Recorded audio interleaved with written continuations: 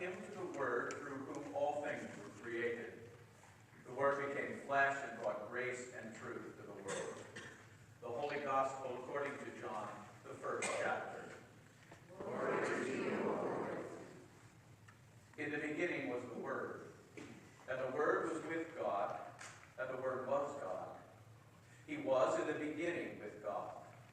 All things came into being through him, and without him not one thing came into being.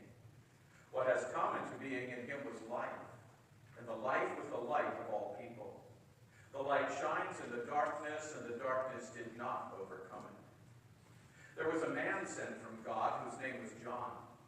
He came as a witness to testify to the light, so that all might believe through him.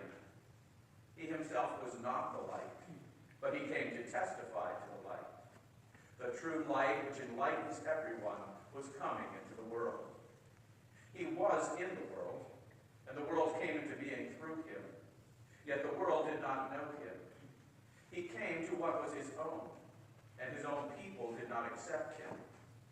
But to all who received him, who believed in his name, he gave power to become children of God, who were born not of blood or of the will of the flesh or of the will of man, but of God.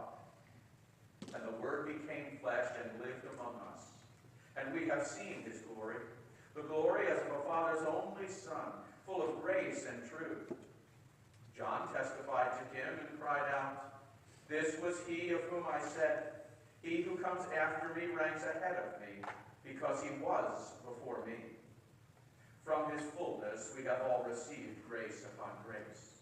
The law indeed was given through Moses. Grace and truth came through Jesus Christ.